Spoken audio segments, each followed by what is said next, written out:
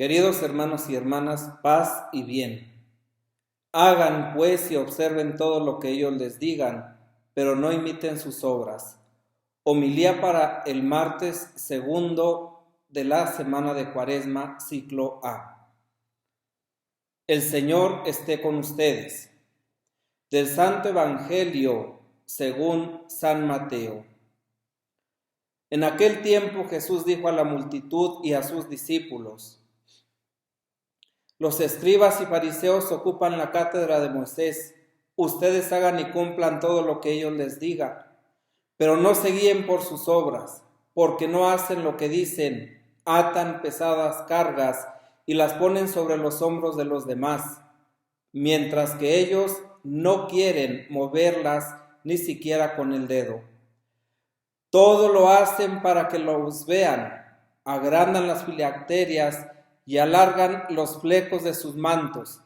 Les gusta ocupar los primeros puestos en los banquetes y los primeros asientos en las sinagogas, ser saludados en las plazas y oírse llamar mi maestro por la gente. En cuanto a ustedes, no se hagan llamar maestros, porque no tienen más que un maestro y todos ustedes son hermanos. A nadie en el mundo llamen Padre, porque no tienen sino uno, el Padre Celestial. No se dejen llamar tampoco doctores, ni maestros, porque solo tienen un doctor, que es el Mesías. Que el más grande de entre ustedes se haga servidor de los otros, porque el que se ensalza será humillado, y el que se humilla será ensalzado. Palabra del Señor. Gloria a ti, Señor Jesús. Queridos hermanos y hermanas, de nuevo nos encontramos con el imperativo urgentísimo de hacer caso a la llamada de conversión que en palabras del profeta Isaías se lanzan a los habitantes de dos ciudades que eran todo un símbolo del pecado en el Antiguo Testamento, Sodoma y Gomorra. Este texto es tanto más actual cuanto más ponemos a contemplar con los ojos de Dios las realidades que estamos viviendo en el mundo entero. Pero ¿qué digo en el mundo entero? Seguramente que este es un llamado que Dios nos está haciendo a nosotros, a ti y a mí. Durante los últimos días hemos sido testigos de acontecimientos muy dolorosos para la humanidad. ¿Qué nos está pasando? ¿Por qué tanta deshumanización? ¿Quién es responsable de tantos signos de muerte? Cuán doloroso es ver cómo los hombres y mujeres del siglo XXI no estamos a la altura de las expectativas, de las exigencias propias de este tiempo, es decir, de ser verdaderamente una sociedad civilizada según el Evangelio. Sin embargo, Dios no se cansa, no se cansará nunca de llamarnos a la conversión, no dejará nunca que ninguno de sus hijos se pierda, porque somos para Él más preciados que las niñas de sus ojos. Así sale nuevamente a nuestro encuentro el amor y la misericordia de Dios, que no tienen fin, que no tienen margen, que son infinitos, para decirnos con todas las letras que por grandes, negros, oscuros, rojos como la sangre, encendidos como la púrpura, que sean los pecados de una persona o de un pueblo, si te conviertes, quedarán blancos como la nieve, como lana blanca. ¿Quién los blanquea? ¿Cómo se blanquean? ¿Quién hace posible que esas atrocidades queden en el olvido? La sangre de Cristo. La preciosísima sangre del Cordero derramado sin mancha ni arruga es la que nos blanquea, es la que nos purifica, es la que nos hace hermosos a los ojos de Dios. Dios jamás se va a retractar de su promesa. Nunca se olvidará de su alianza, nunca le fallará a la persona, pero es necesario que nosotros, ustedes y yo, actuemos en consecuencia, es decir, de manera responsable. Es necesario cambiar la conducta, abandonar el mal y comprometerse activamente en el bien. El bien que no consiste simplemente en evitar obras malas, injustas, sino en fomentar las buenas acciones y la justicia. ¿Cómo? No sé, dejando los signos de muerte, dejando de derramar sangre inocente que mancha las manos y el corazón, dejando de ser unos tiranos contra nuestros hermanos y también contra los que todavía no han nacido. Entonces sí, lávense, límpiense, quiten sus fechorías de delante de mi vista, dice el Señor. Dejen de hacer el mal, aprendan a hacer el bien, busquen lo justo, den sus derechos al oprimido, hagan justicia al huérfano, sean abogados de la viuda. Queridos hermanos y hermanas, es un mensaje absolutamente actual que puedes poner en práctica hoy, tú, yo, no los demás, a quienes nos está llegando este mensaje, porque Dios mismo detesta los ritos vacíos. En el Salmo de hoy se hace una comparación muy seria y hasta dramática entre la liturgia y la caridad. Y desde luego, lo más agradable a Dios es la caridad, sin dejar de celebrar dignamente la liturgia, que siempre ha de ir precedida y concluida por la caridad, desde luego. Pero no te reprocho tus sacrificios. ¿Por qué recitas mis preceptos y tienes siempre en la boca mi alianza? Tú que detestas mi enseñanza y te echas a la espalda mis mandatos. El reproche de parte de Dios se vuelve más dramático. Esto haces y me voy a callar. Te acusaré, te lo echaré en cara. Irónicamente, nos encontramos que la hipocresía denunciada por el salmista, rezar a Dios pero no cumplir sus enseñanzas en la vida, la desenmascara y la pone todavía más de manifiesto con mayor fuerza Jesús en el Evangelio. Los fariseos pretendían vivir según las normas más estrictas de la ley. Se creían los justos. Muchos de los maestros de la ley eran también fariseos. Jesús aconseja al pueblo que cumplan lo que ellos les predican, pero no los imiten. Es verdad, su predicación puede ser recta, puede ir en la línea de la voluntad de Dios, pero lo más triste es que ellos no la practican, porque hablan, pero no cumplen. Exigen a los demás y son permisivos para con ellos mismos. Todo lo hacen para recibir la alabanza de la gente y andan buscando los primeros puestos. Claro, qué triste es cuando una persona solamente busca el reconocimiento de las personas. Quien busca el beneplácito, el reconocimiento de las personas, recibirá recompensa de persona. Quien busca el beneplácito, corresponder al amor de Dios y verdaderamente llevar a cabo sus mandamientos, entonces recibirá el reconocimiento y la gloria de Dios. Jesús acusa de intransigentes, de vanidosos, de contentarse con las formas exteriores a los fariseos. Se comportan para la galería, para la imagen, pero sin coherencia interior. Es como si hoy hiciéramos un Photoshop, ¿verdad? Para vernos más guapos, más atractivos, más jóvenes. ¿Y eso de qué sirve si tu interior está podrido? Y al mismo tiempo Jesús censura a los dirigentes de Israel. Se dirige también a sus discípulos y les traza un camino muy distinto del de los fariseos.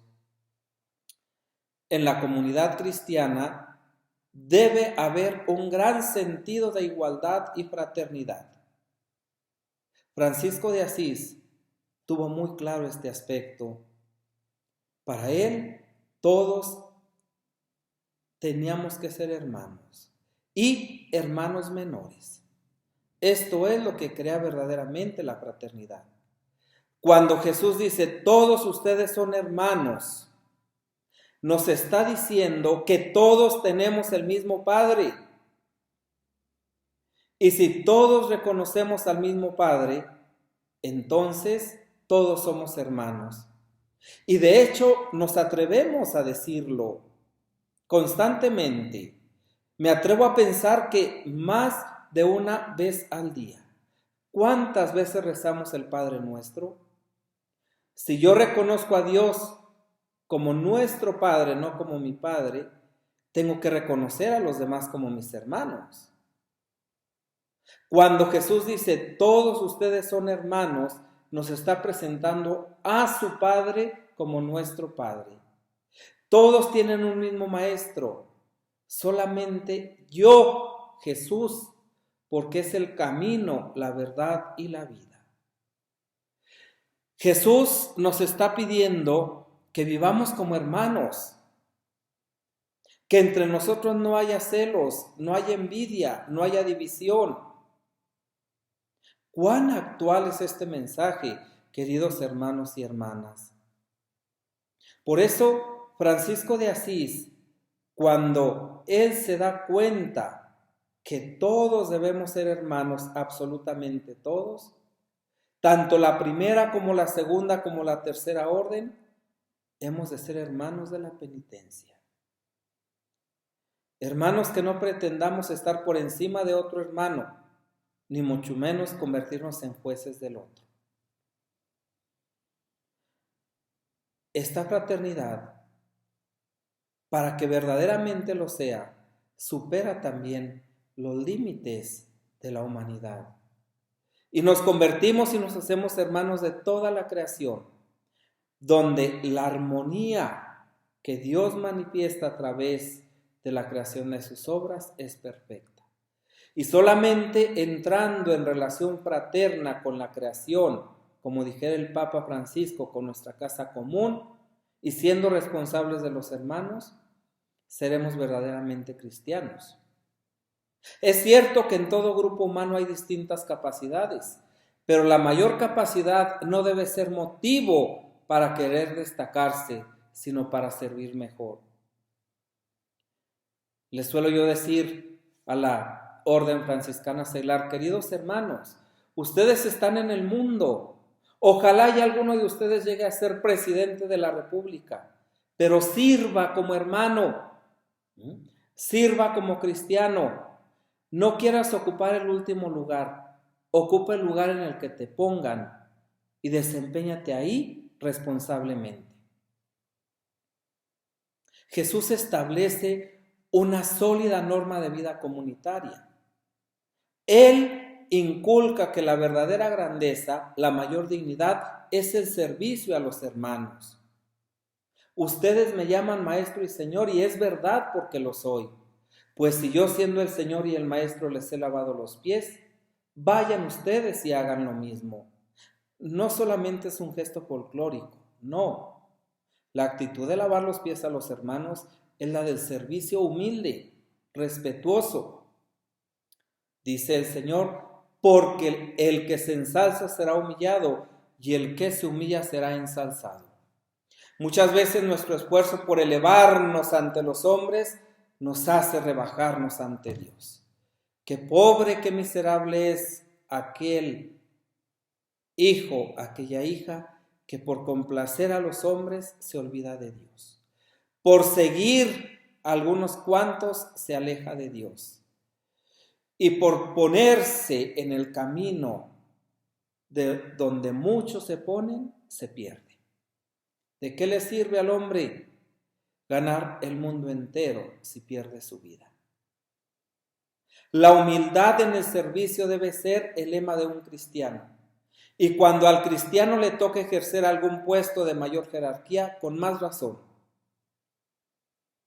En este tiempo de Cuaresma, especialmente, tenemos que reflexionar sobre nuestra actitud a la luz de la palabra de Dios y producir los cambios necesarios.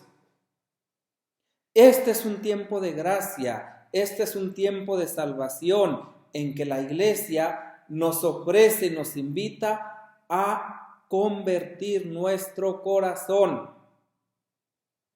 No es un tiempo que yo busco, no es un tiempo que yo propicio, es un tiempo de gracia que Dios me ofrece para llegar a la Pascua habiendo experimentado en nuestra vida algún cambio existencial.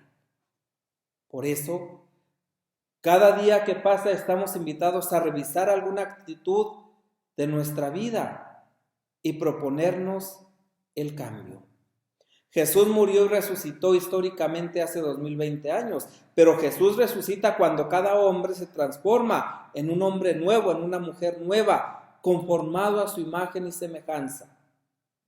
Por eso, para que el día de Pascua podamos desearnos una feliz Pascua de resurrección, cada uno, cada una de nosotros debemos recorrer un camino que nos conduzca a ser personas nuevas, resucitadas.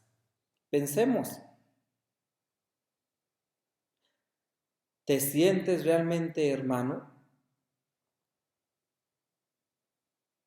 Sí, hermano de aquel que te ha perjudicado, de aquel que te ha dañado, de aquel que te ha calumniado, de aquel a quien no quieres, de aquel que habla mal de ti, de esa persona que trabaja contigo y que a veces ni eres capaz de mirarla, o peor todavía, hacerle la vida imposible. ¿O te sientes mejor y superior que los demás? ¿Me siento distinto? Te propongo una cosa. Vamos hoy a hacer un gesto que haga sentir al otro, al más cercano, al hermano, al esposo, a la esposa, al hijo, a la hija, al papá, a la mamá, que le haga sentir que yo soy su hermano en Cristo, es decir, que le amo. Pidamos a María, la Virgen Madre, que nos acompañe en nuestro camino cuaresmal a la conversión y como meta última de la resurrección, es decir, la transformación interior. No pensemos como los fariseos, que son nosotros los que tienen que cambiar, todos los demás, que tienen que ser buenos conmigo. No, tengo que cambiar yo.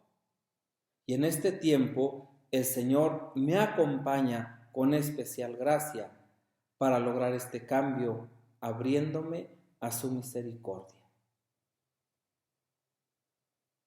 Te doy la bendición de Dios. El Señor les bendiga y les guarde, les muestre su rostro y tenga misericordia de ustedes, les mire benignamente y les conceda la paz. El Señor les bendiga, el que es Padre, Hijo y Espíritu Santo. Amén. Paz y bien.